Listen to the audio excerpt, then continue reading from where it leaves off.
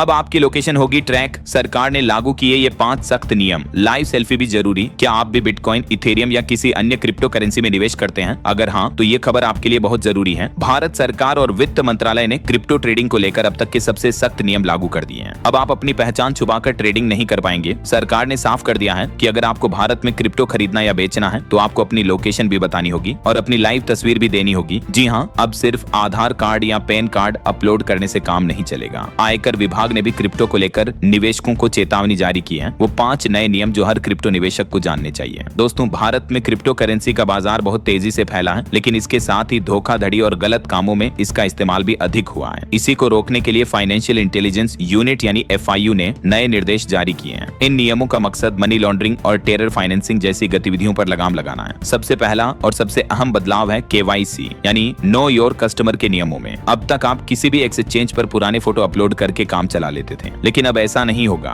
नए नियमों के मुताबिक अब आपको लाइव सेल्फी देनी होगी। जब आप किसी क्रिप्टो ऐप पर अकाउंट बनाएंगे तो आपको कैमरे के सामने खुद मौजूद रहकर अपनी फोटो लेनी होगी। ये फोटो बिल्कुल साफ और ताजा होनी चाहिए। इसका मतलब ये है कि अब कोई भी व्यक्ति किसी और की फोटो या पुरानी फोटो का इस्तेमाल करके फर्जी अकाउंट नहीं बना पाएगा। दूसरा विशाल बदलाव है जियो टैगिंग। शायद ये शब्द आपने पहली बार सुना हो। जियो टैगिंग का मतलब है आपकी लोकेशन का पता लगाना। सरकार ने सभी क्रिप्टो एक्सचेंजों को आदेश दिया है कि वो हर यूजर की लोकेशन ट्रैक करें। जब भी आप कोई लेन देन करेंगे तो एक्सचेंज को यह पता होना चाहिए कि आप किस जगह से लॉगिन कर रहे हैं। क्या आप भारत के अंदर हैं या बाहर। यह नियम इसलिए बनाया गया है ताकि कोई अपराधी विदेश में बैठकर भारतीय बाजार में हेराफेरी न कर सके। तीसरा नियम है पेनी ड्रॉप वेरिफिकेशन। ये नाम सुनने में कुछ अजीब लग सकता है, लेकिन ये आपकी सुरक्षा के लिए है। अब एक्सचेंज आपके बैंक खाते की जांच करने के लिए पेनी ड्रॉप तरीका अपनाएंगे। इसमें एक्सचेंज आपके बैंक खाते में एक बहुत छोटी रकम जैसे 1 रुपया भेजेगा। अगर वो पैसा सही सलामत आपके खाते में पहुंच जाता है और वहां से पुष्टि मिल जाती है, तभी आपका बैंक अकाउंट लिंक होगा। इससे यह सुनिश्चित होगा कि बैंक खाता असली है और सक्रिय है। अब किसी भी बंद या फर्जी बैंक खाते का इस्तेमाल नहीं हो सकेगा।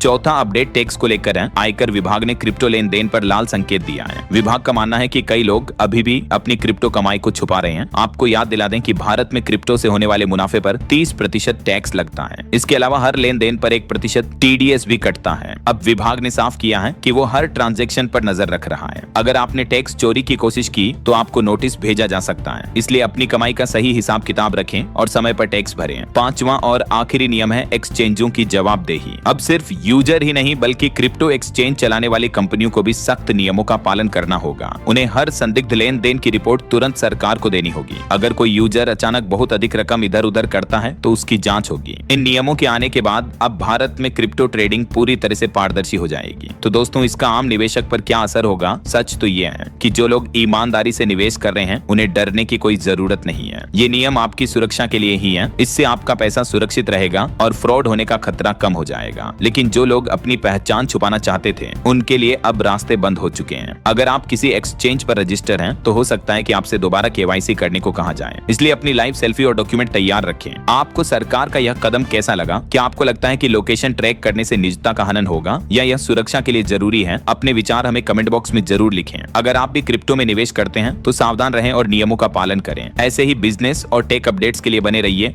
DLS न्यूज के साथ। वीडियो को लाइक करें और चैनल को सब्सक्राइब जरूर करें। जय हिंद, जय भारत।